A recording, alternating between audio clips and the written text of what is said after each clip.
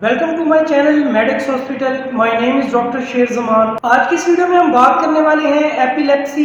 Epilepsy को basically मिर्गी कहा जाता है। पेशेंट को मिर्गी के दौरे पड़ना स्टार्ट हो जाते हैं, जिस्म कांपना शुरू हो जाता है और जिस्म के पूरे मसल्स स्टिफ हो जाते हैं और उनमें अकड़ाव पैदा हो जाता है। आज की इस वीडियो में हम बात करेंगे एपिलेप्सी क्यों होती है, इसकी क्या वजूहात हो सकती हैं, बॉडी के ऊपर इसकी क्या अलामात जाहिर होती हैं, किन मेडिसिन के इस्तेमाल से इसको कम किया जा सकता है और वीडियो के लास्ट में कुछ प्रिवेंशन की बात करेंगे ताकि उन पे अमल करके हम एपिलेप्सी को नेचुरल तरीके से ट्रीट कर सकें। ऐसे इन्फॉर्मेटिव वीडियोस देखने के लिए हमारे इस चैनल को लाइक करें, शेयर करें, सब्सक्राइब करें। कोई भी क्वेश्चन हो तो आप कमेंट सेक्शन में हमसे पूछ सकते हैं। What is epilepsy? एपिलेप्सी को बेसिकली मिर्गी कहा जाता है। ये एक प्रोग्रेसिव न्यूरो डिजेनरेटिव डिसऑर्डर है। हमारा ब्रेन सेल्स, टिश्यूज और नर्व से मिलकर बना होता है। दिमाग हमारे जिस्म की तकरीबन तमाम एक्टिविटी को कंट्रोल करता है। हमारा ब्रेन नर्व्स के थ्रू सिग्नल जिस्म की पूरी बॉडी के अंदर डिस्ट्रीब्यूट करता है, जिसकी वजह से हम फिजिकल एक्टिविटी परफॉर्म कर पाते हैं। फॉर एग्जाम्पल कि मैं कोई ऑब्जेक्ट उठाना चाहता हूँ या मैं कोई काम करना चाहता हूँ तो सबसे पहले ब्रेन से सिग्नल्स हमारे हाथ तक आते हैं और उसकी वजह से हम कोई एक्टिविटी परफॉर्म कर पाते हैं। एपिलेप्सी की कंडीशन में इन नर्व्स की डिजेनरेशन हो जाती है। जब इन नर्व्स की ब्रेकडाउन होना स्टार्ट हो जाती है तो ब्रेन नर्व्स के थ्रू सिग्नल्स को हमारे बॉडी पार्ट्स की तरफ नहीं भेज पाता और हमारी बॉडी के ऊपर कंट्रोल खत्म हो जाता है। हमारे ब्रेन के अंदर एक पार्ट होता है जिसको हाइपोथैलेमस कहा जाता है। हाइपोथैलेमस बेसिकली हमारी बॉडी की एक्टिविटी के साथ साथ हमारे जिस्म के बैलेंस को मेंटेन करता है। नर्व्स के डैमेज होने की वजह से हाइपोथैलेमस प्रॉपर तरीके से काम सरंजाम नहीं देता, जिसकी वजह से ब्रेन के अंदर कुछ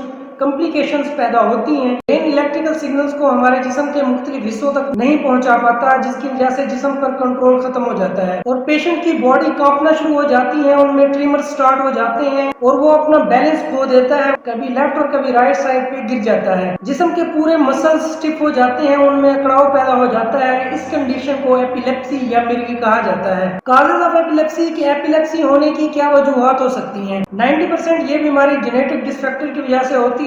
जीन्स वालिदैन से बच्चों में ट्रांसफर होते हैं। फिजिकल ट्रॉमा, एक्सीडेंट, जब ब्रेन इंजरी की वजह से जब ब्रेन के सेल डैमेज हो जाते हैं तो ये भी एक मेजर काज माना जाता है नर्व्स के डैमेज होने का और एपिलेप्सी या मिर्गी काज हो सकती है। मेनिंजाइटिस की वजह से भी एपिलेप्सी हो सकती है। मेनिंजाइटिस पर मैंने एक कंप्लीट वीडियो बना रखी है, अगर आप चाहें तो उसको भी विजिट कर सकते हैं। ट्रीटमेंट प्लान, कुछ मेडिसिन के इस्तेमाल से आप एपिलेप्सी के साइन एंड सिम्टम्स और काज को काफी हद तक कम कर सकते हैं। एंटी एपिलेप्टिक मेडिसिन का इस्तेमाल किया जाता है। बेसिकली ये मेडिसिन ब्रेन के अंदर नर्व्स को स्टिमुलेट करती हैं, जिसकी वजह से मिर्गी के साइन एंड सिम्टम्स और काज को काफी हद तक कम किया जा सकता है। सर्जरी की मदद से भी आप मिर्गी को ट्रीट कर सकते हैं। बेसिकली सर्जरी के जरिए ब्रेन के अंदर वो डैमेज पार्ट को अलग कर लिया जाता है। कीटोजेनिक फूड के जरिए भी आप मिर्गी को ट्रीट कर सकते हैं। कीटोजेनिक फूड में बेसिकली कार्बोहाइड्रेट्स की मिकदार कम होती है। वेगस नर्व्स को स्टिमुलेट किया जाता है ताकि ब्रेन की फंक्शंस को इम्प्रूव किया जा सके और एपिलेप्सी या मिर्गी के साइन एंड सिम्टम्स और काज को कम किया जा सके। प्रिवेंशन, ऐसी डाइट का इस्तेमाल किया जाता है जिनमें विटामिन्स, न्यूट्रिएंट्स, मिनरल्स भरपूर मिकदार में मौजूद हों। ये तमाम विटामिन्स, न्यूट्रिएंट्स इन नर्व्स को दोबारा से रिपेयर करती हैं और ब्रेन की एक्टिविटी को बढ़ा देती हैं। रेगुलर एक्सरसाइज की मदद से ब्लड सर्कुलेशन को इम्प्रूव किया जाता है। ब्लड सर्कुलेशन इम्प्रूव होने की वजह से ब्रेन के अंदर ऑक्सीजन की सप्लाई बढ़ जाती है। ये तमाम चीजें ब्रेन की एक्टिविटी को बढ़ा देती हैं। ऐसे इन्फॉर्मेटिव वीडियोस देखने के लिए हमारे चैनल को लाइक करें, शेयर करें, सब्सक्राइब करें। कोई भी क्वेश्चन हो तो आप कमेंट सेक्शन में हमसे पूछ सकते हैं।